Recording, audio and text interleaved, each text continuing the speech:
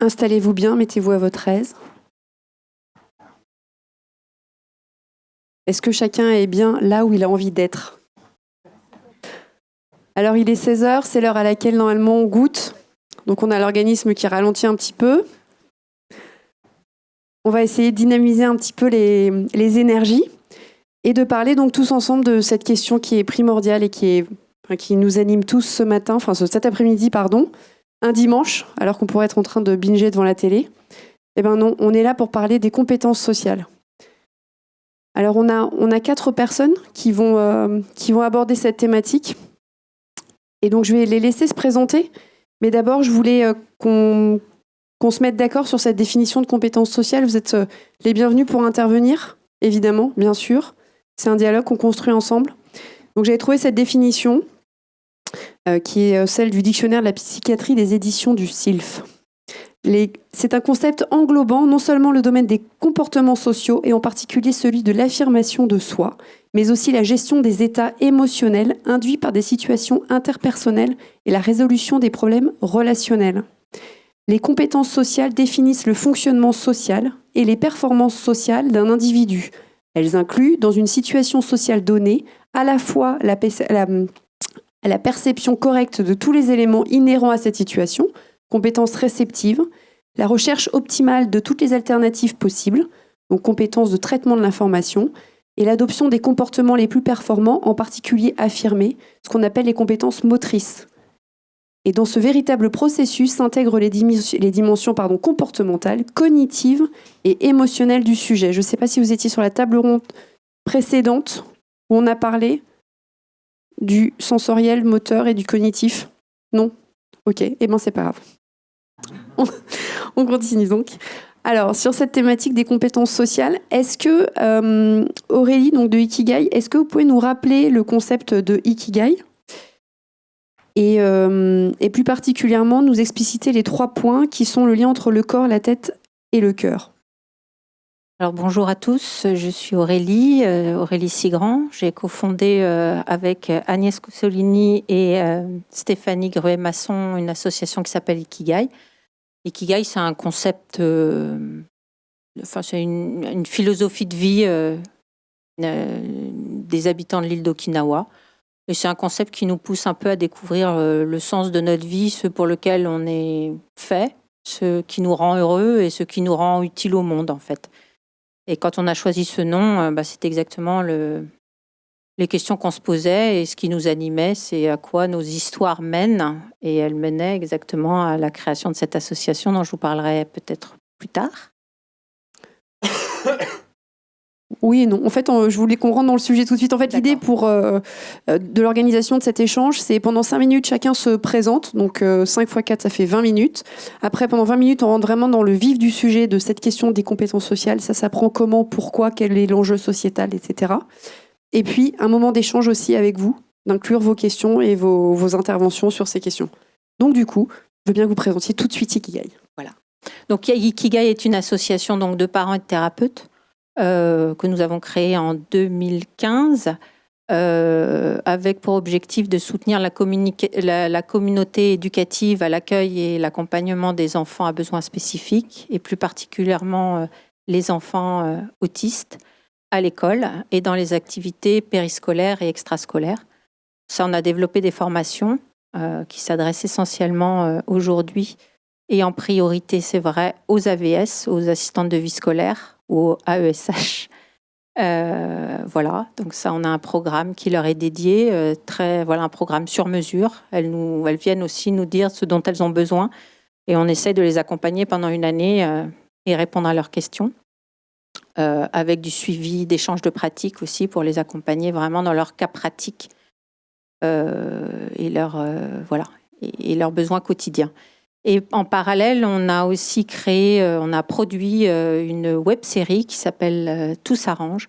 Tout s'arrange, c'est une web-série qui a été pensée d'abord pour les enfants avec troubles de l'interaction sociale et troubles de la communication. À nouveau, les enfants autistes dont je vous parlais tout à l'heure. C'est eux qui nous ont inspirés.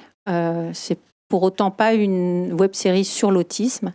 C'est une web-série pour leur apprendre à décoder les codes sociaux et à entrer en relation avec leurs camarades. Et c'est aussi, on espère, une web-série pour apprendre à leurs camarades un peu comment est-ce qu'ils fonctionnent, quel est leur mode de fonctionnement relationnel. Et ainsi, d'aider les uns et les autres à se comprendre et donc à vivre ensemble au sein de l'école. Voilà. Donc ça donne une autre dimension à votre action, c'est-à-dire que jusqu'à maintenant, c'est des ateliers plutôt pour les AVS notamment, pour les professionnels. Et là, avec cette web-série, le but du jeu, c'est de toucher tout le monde et vraiment d'aller vers le grand public. Exactement. Donc c'est un outil de travail, ça a été pensé comme un outil de travail pour les enfants à besoins spécifiques, parce que ça rentre dans leur champ de... Voilà, ils travaillent ces compétences sociales de façon très pragmatique. Et en même temps, on se rend compte aujourd'hui qu'elle est sortie, que ça touche d'abord tous les enfants, que ce qu'on raconte, tout le monde se reconnaît. Et puis voilà, c'est pour nous un outil de sensibilisation qu'on adorerait voir, en tout cas, à l'école. Donc ça veut dire que toutes les personnes qui sont dans cette pièce à cet instant T sont invitées à partager et à regarder la vidéo qu'on va regarder maintenant. C'est bien ça. C'est ça. L'association, vous l'avez créée il y a combien de temps ? 2015. Donc, 2015. Voilà. Et vous avez formé combien de professionnels ? Alors, on en forme 12-15 par an. Et puis après, on a des personnes satellites qui viennent se greffer sur certains modules. Mais globalement, on fait vraiment un accompagnement sur mesure d'une quinzaine d'AVS par an. Voilà. Et c'est pour ça que je suis très contente de retrouver Anka aujourd'hui, qui est passée par l'association. Et voilà, et on est contente de la retrouver sur les bancs aujourd'hui pour pouvoir parler de son métier aussi avec nous. Et j'ai juste une petite question très très concrète avant de lancer le teaser. Comment est-ce que les AVH sont au courant en fait de votre action, de votre formation ? Comment vous vendez votre formation en fait ? Alors, on est une association pour l'instant qui n'est pas reconnue dans l'éducation nationale. Donc évidemment, on ne peut pas... On ne peut pas, en effet, pour l'instant... on fait de la communication sur les réseaux sociaux. Il faudra demander, d'ailleurs, en cas comment elle nous a trouvés. Mais les AVS sont pleines de surprises. Elles sont très, très douées pour chercher les choses introuvables. Donc, elle nous a trouvés très vite et d'autres continuent à trouver. Voilà, c'est du bouche à oreille, petit à petit.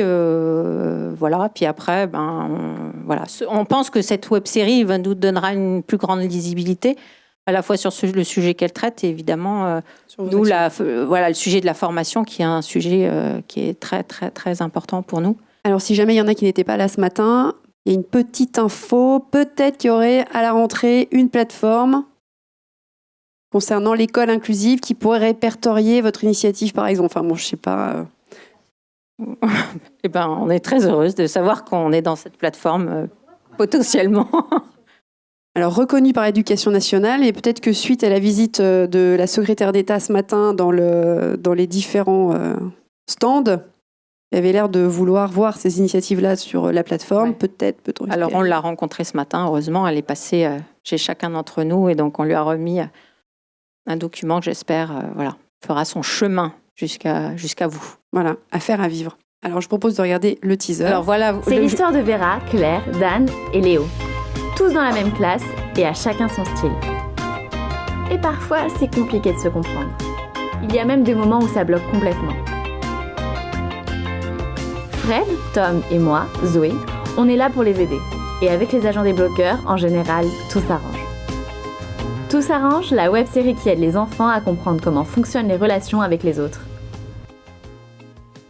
Donc Tout s'arrange, on le trouve sur YouTube ?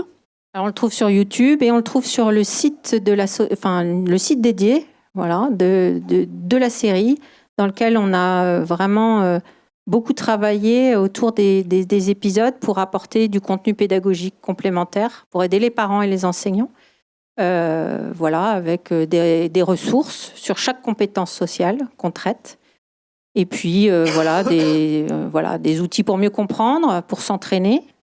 Parce qu'il faut s'entraîner aux compétences, Et puis pour jouer. Donc ça se veut aussi ludique et donc ça s'adresse aux enfants, aux parents et aux enseignants, et aux thérapeutes qui travaillent aussi avec les enfants et qui ont un support plutôt sympathique pour travailler ces compétences avec eux. Voilà. Alors justement, je voulais faire le lien avec le travail d'Anka. Donc Anka, est-ce que vous pouvez nous expliquer votre quotidien et nous expliquer votre parcours ? s'il vous plaît. Bonjour à tout le monde. Ravie de venir à votre journée porte ouverte pour les enfants avec les enfants différents, comme je les appelle en général. Je suis accompagnante éducationnelle scolarité handicap à ESH depuis 2015 dans l'éducation nationale. Et effectivement, j'ai connu très rapidement Ikigai par un besoin pressant d'être aidé, accompagné, voire formé. Car dans l'éducation nationale, comme tout le monde sait, on ne choisit pas l'enfant qu'on suit. On a très peu d'informations, voire sont inexistantes concernant la pathologie, les troubles et la manière dans laquelle on peut envisager de l'accompagner. En plus de ça, d'une année à l'autre, notre accompagnement change. C'est-à-dire que très souvent, on est amené à redécouvrir, à avoir un autre enfant à suivre. La formation pour l'éducation nationale a été limitée, pour mon cas, à 30 heures pour tout handicap confondu, en deuxième année de métier. Et ensuite, ça a été au coup par coup, c'est-à-dire il fallait se débrouiller, beaucoup chercher à titre personnel, avec beaucoup d'insistance sur les réseaux sociaux, sur Internet, des informations en fonction de enfants qu'on était amené à accompagner. Et donc, dans ce cas-là, on est amené à avoir des grosses difficultés sur certains cas et où on est vite amené à consulter, à chercher, à s'informer, à trouver des bouquins et puis aussi, surtout, de se former, car les formations sont très, très chères.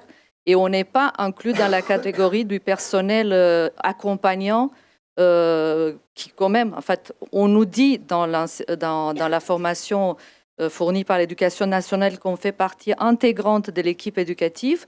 Et pourtant, on n'est pas censé à connaître les formations qui existent. Je suis allée à titre personnel au premier salon d'autisme qui s'était passé à la porte de la Villette. Et là, tous les portes, ils m'ont dit essayez de faire en sorte, peut-être l'ANPE, peut-être un autre organisme peut vous fournir le budget nécessaire pour faire ces formations. Donc, je me suis dit, c'est pas possible, il doit y avoir une autre manière d'être formé et d'être aidé. Et à ce moment-là, en cherchant avec le prix de beaucoup de temps passé à titre personnel pendant mon temps libre, je suis tombée sur l'association Ikigai et sur leur idée merveilleuse de former, de se pencher un peu sur ce petit soldat que nous sommes, nous, les AESH, en première ligne, à savoir à l'école, où on a vraiment besoin d'être soutenu et d'être surtout formé. Mais qui est-ce qui a payé la formation ? La formation Ikigai, elle est gratuite. Elle est presque. Elle est mécénée par des entreprises et donc voilà. Enfin, on a eu une contribution un prix symbolique, voilà, pour assurer la présence. Et c'est qui votre responsable hiérarchique en fait en cas à vous dans l'école ? Donc pour tout ce qui est administratif, c'est le directeur d'établissement pour présence, mais sinon point de vue formation, on a la DSDEN, donc la direction scolarité départementale de l'académie de où je suis embauchée. Et là, on est informé de temps en temps où il y a une formation, mais depuis des années, il n'y a pas de formation. Donc, il y a eu un module dans les premières 2 années, mais un module qui est très généraliste parce qu'on a eu 5 jours et sur 5 jours, on a parlé de l'ensemble de troubles, c'est-à-dire les troubles 10, les troubles du spectre autistique, le non-voyant, tout ça, ça a été, on va dire, que des généralités. Et sous forme académique, sous forme, on vous donne un cours et puis c'est tout, on n'a pas eu des échanges. On n'a pas eu de possibilité, chacun d'entre nous ayant un enfant avec sa spécificité, on n'a pas eu de possibilité de faire des ateliers et d'avoir la possibilité de s'exprimer et de dire oui, mais moi j'ai un enfant qui a ce comportement, comment réagir, comment faire le concret, puisqu'on arrive en classe, l'enseignant il nous attend avec l'espoir qu'on est formé, qu'on peut bouger les choses, qu'on peut vraiment l'aider à pouvoir avancer, car lui, là, il te dit toujours, j'ai à gérer 30 élèves. Comment faire?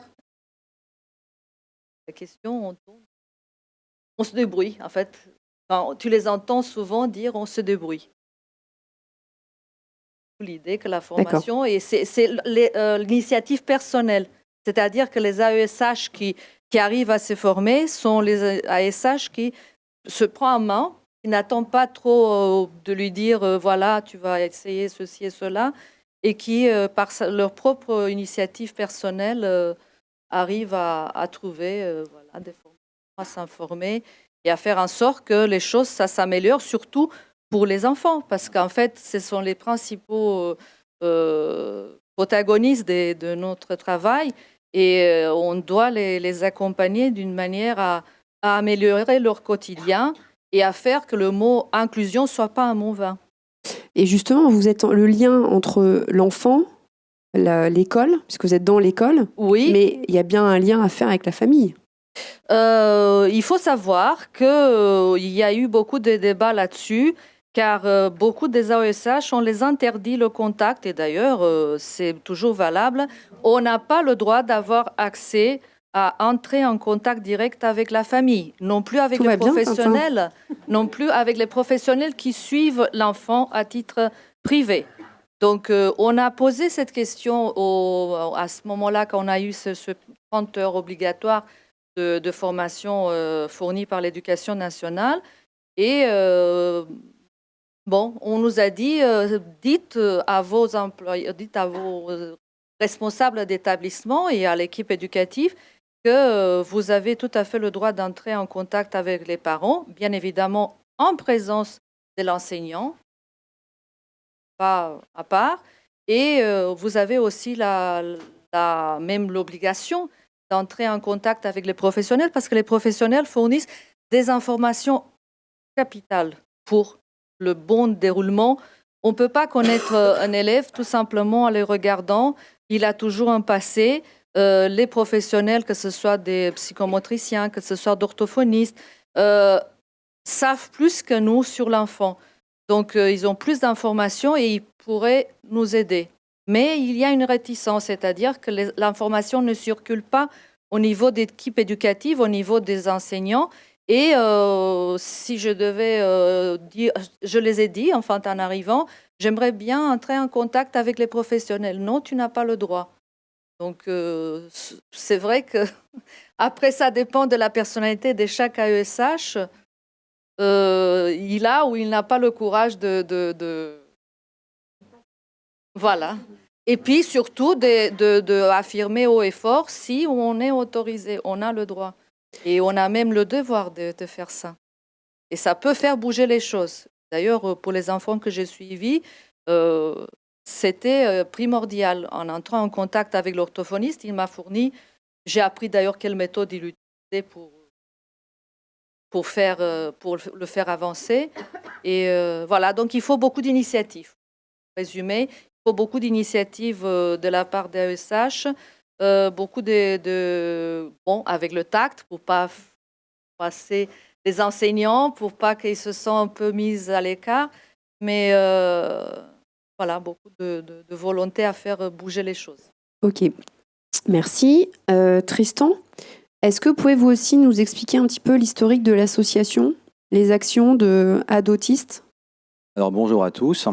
Alors moi je m'appelle Tristan Yvon, donc moi je suis un peu l'autiste du Quatuor, enfin même carrément, hein, parce que je suis diagnostiqué, c'est un syndrome d'Asperger, donc une des formes d'autisme qui existent. J'ai une expérience assez large parce que je suis aussi grand frère de 2 adolescents qui eux sont autistes, ce qu'on appelle encore des autistes sévères, autistes canaires, donc avec déficience intellectuelle lourde. Ils sont jumeaux, ils ont 17 ans maintenant. Donc évidemment, dans ma fratrie, c'est du 3/3, du 100% d'autisme, avec des difficultés vraiment incomparables entre moi, mon profil qui présente peut-être quelques difficultés, mais moi je me sens pas vraiment handicapé, on va dire. et mon frère et ma sœur qui, eux, sont lourdement handicapés avec des grosses carences qu'il nous faut trouver des méthodes pour essayer de les aider à progresser. Alors, fort de cette expérience-là, depuis 2001, parce qu'ils ont été diagnostiqués un peu plus tard, et moi j'ai été diagnostiqué à 9 ans, donc j'ai quand même un parcours un peu compliqué derrière moi. Donc, fort de tout ça, j'ai cofondé en 2014 l'association Adotistes, qui au départ s'appelait Ado comme les adolescents et tistes à côté, parce que notre objectif de départ était vraiment, véritablement de faire de la sensibilisation dans les établissements scolaires à destination des adolescents, donc à partir de la 6e jusqu'aux études supérieures. Ce qu'on a constaté lors de notre parcours scolaire, et le mien a été particulièrement chaotique, que la méconnaissance de l'autisme et de toutes les formes de différences qu'on retrouve en milieu scolaire avait des conséquences absolument catastrophiques. Et donc du coup, nous, on s'est sentis motivés, puis capables aussi, avec notre expérience, moi et mes copains, de témoigner là-dessus et d'inciter du coup les jeunes et leurs éducateurs, leurs professeurs, leurs accompagnants, leurs familles à être un petit peu plus inclusifs, un peu plus accueillants, un peu plus tolérants. Il faut savoir que nous, en tant que personnes autistes, on fait des efforts conséquents, mais très souvent invisibles, pour nous intégrer en milieu scolaire, mais nos capacités ont des limites. Et il arrive un jour où c'est aussi à notre entourage, à nos pairs, de faire à leur tour quelques petits efforts pour nous intégrer, parce que malheureusement, c'est aussi comme ça que marche la vie, j'ai envie de dire. Donc voilà. L'association a évolué cette année, parce qu'on est maintenant adotiste, A2D, guillemets, autiste. Donc le AD suggère intégrer et inclure. Et autiste, pour toutes les formes d'autisme. Notre logo qui ne s'affiche pas, mais que j'ai sur mes superbes cartes de visite, est aux couleurs de l'arc-en-ciel pour symboliser toutes les formes d'autisme. Aussi bien les personnes autistes Asperger comme moi, parce que moi je représente vraiment le très haut du spectre. Je suis un des plus chanceux. Et aussi toutes les personnes autistes, y compris les plus lourdement handicapées, parce qu'on a tous droit à des conditions de vie. En fait, on a tous droit à une vie au sens propre. Donc voilà, au-delà de cette association qui intervient maintenant, donc toujours dans les établissements scolaires, je précise qu'on n'a pas de convention avec l'éducation nationale qui nous l'a toujours refusé. Donc on n'intervient que dans des établissements privés. Je reçois énormément en ce moment de sollicitations d'établissements scolaires publics à partir du collège, où on élabore le projet, je leur dis le prix, etc. Et puis l'avant-veille, je reçois un mail, non, on annule, on vient d'apprendre que vous n'avez pas d'agrément. Je déplore la situation, malheureusement, j'y peux pas grand-chose. Donc on n'intervient que dans les établissements privés, du coup, souvent des établissements privés sous contrat, même si je ne fais pas de clichés, souvent des établissements catholiques dans le cadre de leurs actions, dans le cadre du carême, etc. Et donc au-delà de tout ça, on intervient maintenant dans beaucoup d'instances. Je suis régulièrement représentant d'usagers auprès de commissions au ministère ou à l'ARS ou à la Haute Autorité de Santé. Et j'ai un très gros pédigré associatif parce que je suis au conseil d'administration de 4 associations au total, bénévolement pour l'intégralité, dont entre autres aussi l'association Rio pour Rencontre internationale de l'autisme qui organise chaque année le grand salon international de l'autisme. J'en suis le trésorier et le prochain salon sera en Corse dans 2 semaines. Si vous voulez venir, vous êtes les très bienvenus. Et donc, tout ça c'est bénévole ou presque parce que mes interventions maintenant, j'essaye de me faire rémunérer un minimum parce que j'y passe un petit peu de temps quand même et ça fait 5 ans que je fais ça bénévolement en gagnant un quart du SMIC à côté, donc à un moment donné on ne peut pas vivre. Et à côté de ça, je suis jardinier paysagiste à mi-temps et je travaille à mi-temps dans une école Montessori. Voilà, donc tout simplement. Je crois que j'ai fait un petit peu le tour. Et on est dimanche et vous êtes là. Ouais, je travaille y compris les jours fériés, donc il n'y a pas de problème. Et alors Florent, l'association Sur les bancs de l'école, est-ce que vous pouvez nous expliquer un petit peu l'histoire de l'association et ses actions ? Oui, bonjour, donc, je suis Florent Legendre, psychomotricien. L'association Sur les bancs de l'école a vu le jour en 2008.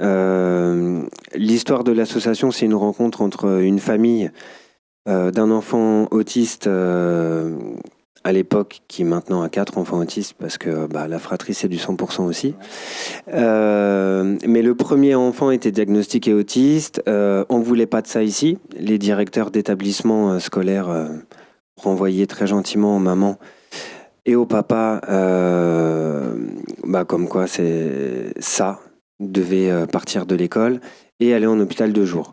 Donc c'est une famille qui n'a pas voulu et qui a choisi, parce qu'elle avait les moyens, de prendre une accompagnante, une psychologue à la maison pour voir si, avant l'hôpital de jour, avant l'IME, il n'y avait pas la possibilité de mettre en place une autre prise en charge. D'où la rencontre avec cette deuxième personne qui est psychologue, qui est sortie de ses études psychanalytiques et qui refusait cette vision psychanalytique en se disant moi je veux voir les enfants, proposer un accompagnement éducatif et voir si c'est vraiment ça, mais parce que je pense pas que les familles soient responsables de quoi que ce soit dans l'autisme. Donc ces deux personnes se sont rencontrées, le parcours... il y a eu 5 ans d'accompagnement auprès de ces enfants-là, enfin de cet enfant-là particulier, et cette famille et cette psychologue ont décidé de monter une association qui s'appelle Sur les bancs de l'école pour donner une chance. Donc cet enfant, au fur et à mesure de ses années, a intégré une école sans aucun problème. À l'heure d'aujourd'hui, à l'heure où je vous parle, il est à l'école Boulle, graphique. Il a eu son bac avec mention excellente, tout seul, sans accompagnement. Voilà, donc cette association s'est créée en 2008, a vu le jour en 2008. L'idée, c'est de pouvoir donner la chance à tous les enfants autistes et aux familles d'être intégrés, acceptés dans la société. On parle des enfants, mais les familles, c'est dur aussi et c'est le même combat. Donc le but de l'association, c'est de pouvoir permettre le choix aux familles, le choix aux enfants. Quand un enfant il grandit, nous ce qu'on veut, c'est qu'il ait le choix de sa vie. Donc on va tout mettre en place au maximum, donc, et dans l'intégration scolaire et dans l'intégration au milieu périscolaire, pour faire en sorte que cet enfant puisse être adapté au maximum et être inclus au maximum dans la société. Donc on propose tout un tas de prises en charge avec des professionnels qui sont spécialisés dans la prise en charge des enfants avec autisme. Moi, je suis psychomotricien spécialisé dans la prise en charge et la rééducation sensorielle. Les orthophonistes sont spécialisés dans les outils de communication, donc PEX, Macathon et autres. BA, Teach, enfin tout ce qui va en découler. Les psychologues sont spécialisés dans la remédiation cognitive, donc tout ce qui va être outil de réadaptation du travail scolaire, du travail d'apprentissage au sein de l'école. On recrute des accompagnantes privées. On a la chance d'avoir sur Paris et quelques banlieues un agrément pour rentrer dans les écoles. Malheureusement, ça reste du privé, donc c'est pas accessible à toutes les familles. On a un contrat avec Pôle emploi qui aide à 40% ou 60% les familles qui n'ont plus que 40% du salaire de l'AVS à donner, mais enfin ça reste 40% à pouvoir donner. On travaille beaucoup, comme je vous ai dit, c'est la rencontre d'une professionnelle et la rencontre d'une famille. Donc l'association, c'est ça, c'est des familles et des professionnels qui travaillent main dans la main. On est des professionnels qui vont être partenaires de l'association, on est tous des libéraux. Comme on travaille avec l'association, les tarifs sont quand même un peu moindres, mais il faut quand même les payer, malheureusement. Maintenant, on ne compte pas tout notre temps. C'est-à-dire que là encore, avant de venir, j'étais au téléphone avec une maman, j'étais au téléphone avec un papa. On essaye au maximum de tout faire pour que, et d'un point de vue scolaire, et d'un point de vue périscolaire, et d'un point de vue familial, il y a des choses qui se mettent en place. On propose des ateliers gratuits pour les familles 2 fois par mois. Soit des groupes de parole, soit les professionnels qui vont faire de la formation, de la sensibilisation.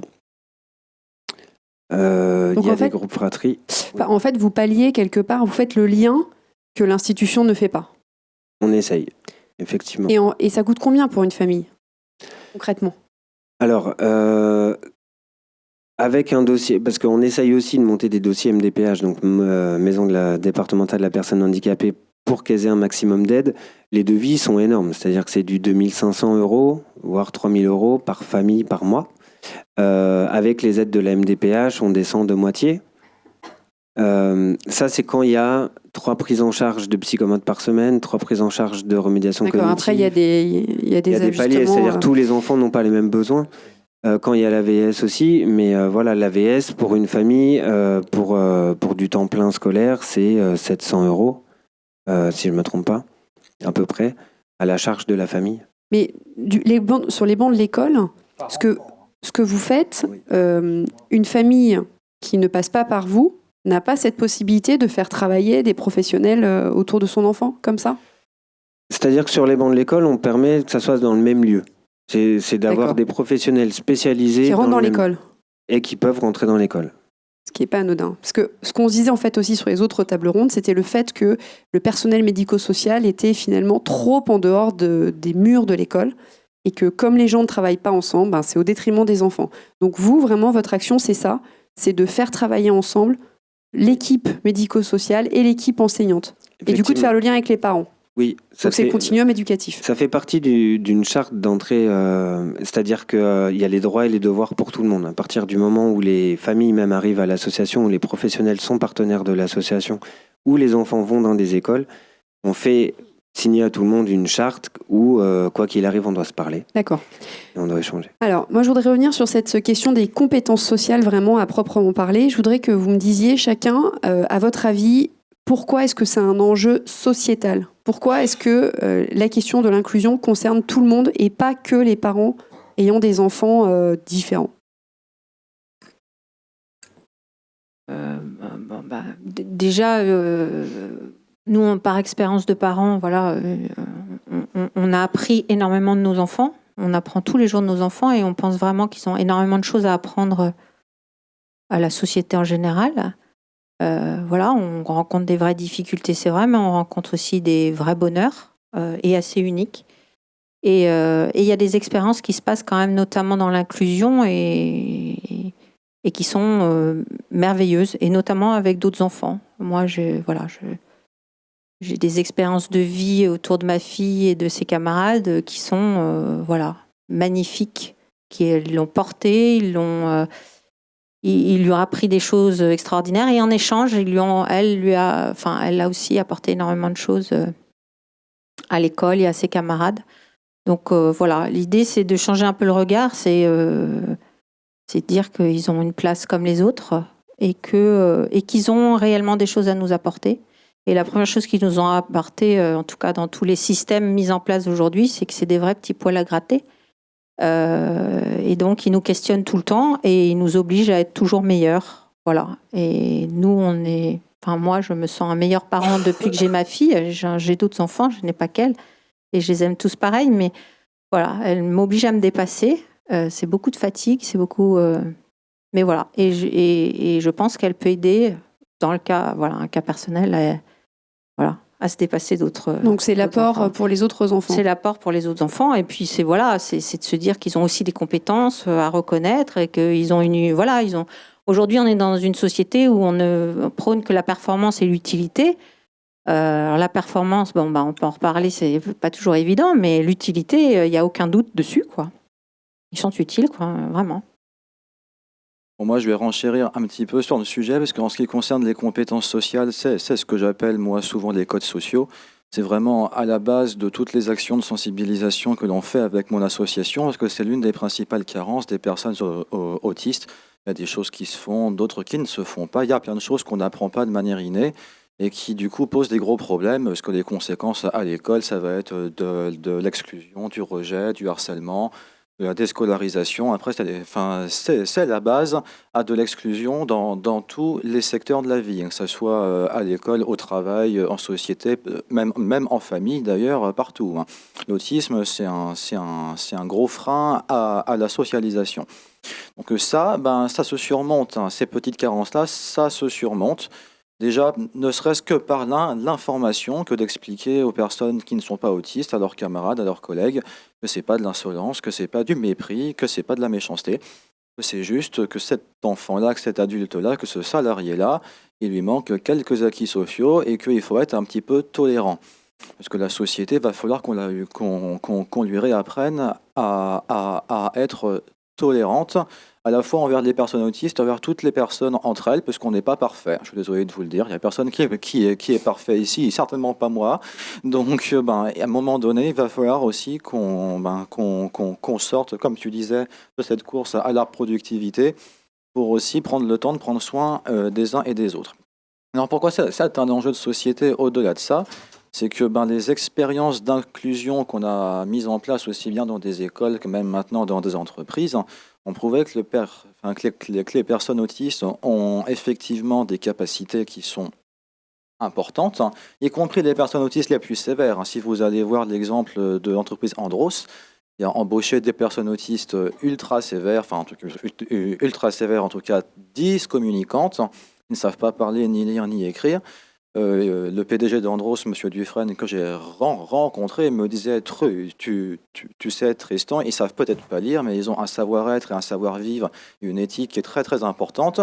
On a 0 retard, 0 gramme d'erreur dans le remplissage des yaourts, 0 gilet jaune, 0 grève, tout va très bien. Oui, ça serait bien, ça serait comme ça partout. Non, mais donc, voilà un enjeu de société. Et je terminerai juste sur un point, c'est que du coup, la sensibilisation et le travail sur ces...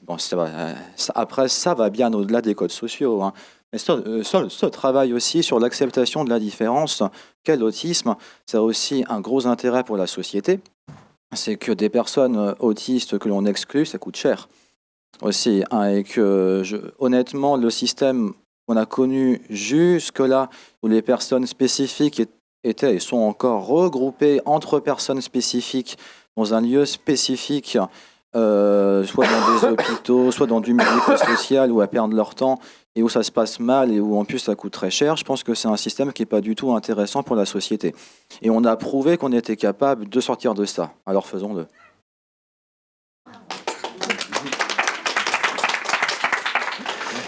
Je me permets de rebondir là-dessus parce que justement c'était une des idées que je voulais évoquer, c'est que il y a l'acceptation de la différence, mais c'est vrai que la personne avec autisme, plus que n'importe quel autre handicap, pour moi le plus gros du handicap dans la personne avec autisme, c'est les codes sociaux justement. Et que quand on arrive à faire en sorte que, de les comprendre, qu'ils comprennent comment nous on fonctionne, parce qu'on fonctionne, nous aussi on est handicapés par rapport à eux, c'est-à-dire qu'on fonctionne d'une manière hyper codifiée, hyper codée, et quelque part c'est un peu normal qu'enfin il y a des personnes qui comprennent pas pourquoi on est aussi codifié que ça. Mais quand on arrive à passer ça, il y a un fossé énorme entre ce qu'ils nous montrent et ce qu'ils savent exactement. Et nous, c'est tout notre travail en tant que professionnels, c'est pas de leur apprendre, c'est de faire en sorte qu'ils puissent restituer ce qu'ils savent. Et c'est là où je vous rejoins de 200%, c'est que pour la société, et d'ailleurs, j'aime pas dire ça, mais les États-Unis ont compris depuis bien longtemps, c'est-à-dire que quand vous allez aux États-Unis, il y a des demandes de jobs juste pour les personnes avec autisme. Dans beaucoup d'entreprises, même au niveau de la NASA, même au niveau des gros postes, ils recherchent des personnes avec autisme et Asperger parce que c'est les personnes qui seront plus compétentes que n'importe qui d'autre. Et notre travail à nous, sur les bancs de l'école, c'est de faire en sorte juste qu'ils puissent nous montrer, ne serait-ce qu'un dixième, ce qu'ils savent en passant ces codes sociaux et en passant justement ces compétences sociales. Et vous, Anka, qu'est-ce que vous en pensez ? Je vais vous raconter une petite histoire de ce qui m'est arrivé avec un des enfants accompagnés, trouble autistique en cours de tests, pas du tout accompagné point de vue professionnel, ou très peu à l'hôpital du jour, et donc qui était très peu à l'école. Et pour le peu, c'est-à-dire qu'il était sur 4 journées, il était 2 demi-journées à l'école. Et c'est un enfant qui avait surtout très très peur du moment de la séparation par ses parents. C'était un moment déchirant chaque matin quand ses parents y partaient. Et donc, il était vraiment en souffrance. Je me suis retrouvée devant cet enfant et je me suis dit, il y a des choses à remédier pour que ce gamin soit, pour les très peu de temps qu'il passe à l'école, soit des moments agréables. Et le moment, peut-être là où vous parlez de relations et des compétences sociales, c'est la cour d'école. Donc, à la cour d'école, je voyais mon élève qui se dirigeait tout droit vers une petite cabane où il y avait des trottinettes. Et une des ATSEM du personnel donc auxiliaire qui accompagne les maîtresses ouvrait tout simplement la porte et laissait le gamin prendre une trottinette. Et après, donc, il faisait pendant 15 ou 20 minutes de pause, il faisait des tours dans la cour, comme s'il était tout seul. Pourtant, il y avait plein d'enfants qui jouaient au toboggan, qui discutaient, qui jouaient à des jeux. Et lui, il tournait dans tous les sens. Et je me suis posé la question, mais pourquoi? Parce qu'il est un gamin qui est plutôt calme, il n'est pas violent, il parle. Pourquoi ça? On ne m'a pas répondu. Et donc, je me suis dit, peut-être mon rôle, si jusqu'à maintenant ça n'a jamais été fait ça, c'est essayer à faire en sorte que ce gamin arrive à entrer en contact avec les autres enfants. Mais comment faire? Parce qu'effectivement, il était un peu réticent, un peu... Surtout, il ne fallait pas toucher à sa trottinette. Il était comme programmé à faire ça pendant 20 minutes, ne pouvait pas t'approcher. Et en l'observant, parce qu'en fait, notre travail d'AESH, c'est un travail d'observation. Beaucoup de temps, on passe, et on devrait passer à observer, à surtout pas se précipiter sur le gamin pour lui demander, pour lui donner des ordres ou des consignes, comme on fait pour les enfants dits neurotypiques. Ça ne sert à rien. Et donc, je l'ai observé et j'ai vu qu'il avait quand même dans la classe, il y avait une petite fille qui... style de fille qui est un petit peu mûre pour sa classe d'âge et que lui, il était sensible. Il allait spontanément vers sa table et touchait à ce qu'elle faisait. Il était quand même intéressé. Et je lui ai demandé à cette fille si elle veut faire équipe avec moi, ce qu'on appelle le tutorat. C'est bien connu dans le travail éducationnel, en fait, dans le milieu éducatif. Ce qu'on appelle le tutorat avec des tranches d'âge identiques à celui du gamin. Et donc, je lui ai proposé de m'aider petit à petit, pas d'un seul coup, mais fur et à mesure de journées qui passaient, en disant qu'est-ce qu'on va faire pour pouvoir l'attirer. Et comme le gamin, il avait une stéréotypie à aimer et à adorer toutes les choses qui tournoient, on a pris des feuilles c'était la période des feuilles mortes, donc qui tombaient des arbres.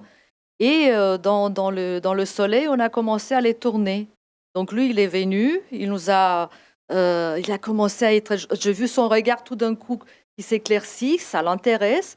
Il a aussitôt laissé tomber la trottinette et il est entré en contact avec nous. Et puis, le lendemain, il m'a dit, Anka, pas de trottinette, feuille. Et donc, aussitôt, on a apporté ces feuilles-là, on se promenait toujours avec un brin de feuilles pour l'attirer. Et puis, j'étais très fière, mais je n'avais pas trop à qui partager cette fierté d'avoir réussi dans moins de 2 mois, depuis que pratiquement j'étais arrivée sur cette école, à faire en sorte que ce gamin, il est comme les autres. Il entre en contact avec les autres. Il fait la même chose. Il commence à connaître le toboggan, à faire des jeux comme les autres, même si toujours je me disais, il y a quelque chose qui peut parce qu'on n'est jamais sûr que c'est acquis. Quelque chose peut le perturber et vouloir revenir. Et c'est vrai qu'un jour, c'est arrivé quand la fille était absente. Et là, tout d'un coup, donc ça veut dire que ce lien-là, il m'était utile, mais presque indispensable. Et j'ai vu à quel point on a besoin et que le gamin, il était vraiment satisfait, il était vraiment content. Il avait les pleurs et surtout le sentiment d'angoisse qui le habitait en permanence pendant les 4 heures de de la matinée, ils avaient disparu. Donc, ça l'a aidé, le fait de socialiser, comme on dit, pendant la cour d'école, ça l'a aidé un peu d'être plus apaisé et que l'attente pour la fin des cours soit plus agréable. Et donc, je pense que c'était pour moi une leçon d'humilité, de me dire, voilà, on peut réussir, même parfois par des méthodes tout simples, sans, je ne sais pas quelle méthode américaine de comportementale que je n'ai pas appris parce que je n'ai pas fait la formation. On peut réussir à amener un enfant à passer des moments heureux à l'école. Merci. Est-ce que chacun de vous peut me donner une action, à votre avis, à faire aujourd'hui, pas demain ou pas après-demain, au niveau institutionnel, pour développer l'apprentissage des compétences sociales? Communiquer. Donc des actions de communication et d'information. J'allais dire effectivement formation et sensibilisation. Aurélie? Oui, moi, je Bon, dis, forcément, voilà, c'est pour ça que vous avez fait la web-série. Voilà, c'est voilà, 2 mots, formation, sensibilisation de tous, voilà. Et vous, en cas? Tolérance. Quoique le premier, comment dire, ce petit être, moi j'ai surtout travaillé dans le milieu de l'école maternelle et primaire, élémentaire, sont plus tolérantes que les adultes. Hein. Ils comprennent presque plus sans que ça soit nécessaire trop de les expliquer qu'il est différent, qu'il n'est pas méchant et que s'il a une attitude un peu agressive ou c'est pas parce qu'il est comme ça, c'est parce qu'il y a un problème. Et effectivement, peut-être la formation, plus de formation, un regard beaucoup plus, comment dire, Objectif? objectif vis-à-vis de notre travail. Notre travail, il n'est pas du tout valorisé et il n'est pas du tout, comment dire, on nous demande à faire des choses, mais on est les personnes invisibles de l'éducation nationale. Et ça, c'est regrettable parce que c'est quand même, je pense qu'on représente un vrai poids à partir des premiers moments de la vie et de l'acquisition de la vie sociale d'un enfant, ça se fait à l'école. Et donc, on peut aider et on peut, bien évidemment, si on est formé, si la communication passe, si l'équipe éducative sont moins frileuses, s'ils acceptent vraiment qu'on travaille et qu'on se mette ensemble pour travailler et pour apprendre, oui, je pense que les choses peuvent s'améliorer. Donc si on résume, information, communication, valorisation des actions. Oui, ça c'est valorisation déjà. Ça passe, c'est peut-être le premier point parce que si on est valorisé, ça veut dire qu'on va se dire que peut-être, comme d'autres, comme les enseignantes, on sera mieux formés. On aura peut-être même des points à faire avec des professionnels, donc des conférences ou des ateliers avec les professionnels, que ce soit des orthophonistes, que ce soit des psychomotriciens. C'est aussi, en fait, élargir un peu et faire inclure ce métier, parce que c'est quand même un métier, c'est pas un job. Sinon, on restera toujours à un niveau de job où c'est des jeunes qui font ça juste. Oui, moi, juste, voilà, évidemment, là, on est en train de parler d'inclusion, on parle des enfants, donc on parle plutôt de la scolarité, après, mais c'est vrai que c'est d'ouvrir les portes, quoi. On est tous, on est énormément à travailler sur ces questions et on est trop loin de la porte d'entrée de l'école. Et c'est ce travail en symbiose, tous ceux qui sont compétents, qui ont qu'on puisse faire le job, quoi. C'est ça, et qu'on soit aidé à le faire aussi, parce que c'est vrai qu'on a parlé quand même que de parcours. Là, on est dans du parcours associatif, on est dans du parcours aussi professionnel, très peu valorisé, très peu rémunéré. Mais il y a un moment où les choses ne sont plus possibles. Voilà, ce sera un autre sujet. Mais... Alors justement, c'est la dernière question que je voudrais vous poser. Comment vous allez ? Comment vous allez, vous, en tant qu'association, en tant qu'AESH dans votre métier de tous les jours, comment vous allez ? Pour moi, comme il dit mon mari, c'est une sacerdoce. Je le fais par passion. Je ne viens pas du tout ni de domaine sanitaire, ni de domaine du professorat. Donc j'ai un parcours complètement atypique aujourd'hui, j'y vais très bien. C'est-à-dire que à ma place de travail, j'essaie chaque fois à m'adapter et à faire en sorte que, pour moi, la mission principale, on nous dit d'ailleurs que l'AESH, ça sert à rendre autonome, mais moi, la première chose qui m'intéresse, c'est le rendre heureux. Que l'école ne soit pas considérée comme en étant un bastion tout froid, tout fermé, avec de règles très strictes, cantonnées. C'est ce que j'essaye de faire et de m'améliorer tous les jours, de me mettre à l'écoute de ce petit être. Et oui, je vais plutôt bien parce que c'est quand même essentiel que nous, on va bien. Parce que si on n'a pas bien, les enfants, ça, ils ressentent tout de suite. Et j'essaye de faire en sorte que le travail que je fais tous les jours soit que je montre aux enseignants qu'ils n'ont pas de quoi être méfiants. Que ce travail-là ne fait qu'améliorer la qualité de la vie de l'enfant et qu'on contribue ensemble à vraiment l'inclure dans ce milieu scolaire. Et vous, Tristan ? Moi, en tant que personne autiste, ça dépend des jours. Non, globalement, j'ai envie de dire, si je regarde avec un regard un peu panoramique tout ce que je fais par rapport à mes multiples associations, même multiples trucs, je dirais que pourtant je suis jeune, j'ai 22 ans, mais je suis déjà fatigué, je dis même parfois presque blasé, parce que j'ai envie de dire, il y a des générations de militants qui se sont épuisés avant moi. J'ai envie de dire, mon père a 55 ans à peu près, et il est aussi au bout du rouleau, et bon, moi je prends la relève, mais je ne tiendrai pas aussi longtemps pour essayer de faire valoir nos droits. Ça concerne évidemment la scolarisation, mais aussi tout le reste. Moi, je suis dans de multiples commissions, je suis dans de multiples endroits, puis même au niveau personnel, par rapport à mes droits à moi de personne, par rapport à la MDPH et compagnie, et puis par rapport à ceux de mon frère et ma sœur dont j'aurai à m'occuper plus tard, parce que ça, il ne faut pas l'oublier non plus. Au jour d'aujourd'hui, je dois dire que je suis assez pessimiste et assez inquiet de tout ce que je constate, parce que même si on se serre les coudes et qu'on se bat, j'ai envie de dire, on est tous en train de réfléchir à comment on va survivre dans cette société, quoi, parce que c'est compliqué. Donc c'est dans ce contexte-là aussi que toutes les actions de sensibilisation, de communication, d'information et de militantisme qu'on fait prennent tout leur sens, parce qu'on n'a vraiment pas notre place, nous, ici. Il faut que ça change. Merci. Et vous, Florent ? Moi, je rejoins Tristan. C'est ce que je voulais dire. C'est nous, on vit une période de très grande fatigue en ce moment. On est toujours aussi passionnés, on sait toujours pourquoi on fait ces choses-là, mais c'est fatigant parce que on travaille avec les écoles, mais faut pouvoir rentrer dans les écoles, faut pouvoir être accepté par les écoles. C'est des heures et des heures et des heures de bénévolat à former, à sensibiliser, enfin voilà, pour tout le monde. Donc ouais, fatigant, mais on sait pourquoi on le fait.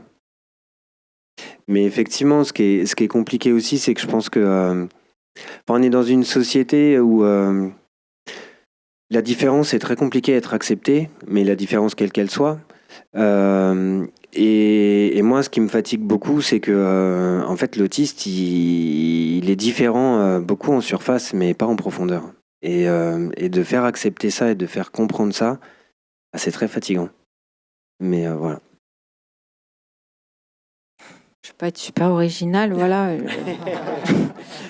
Je suis à la fois hyper heureuse de ce qu'on a créé au sein de l'association. Je suis hyper heureuse aussi des amitiés qui se sont créées au sein de cette association et qui nous portent tous les jours.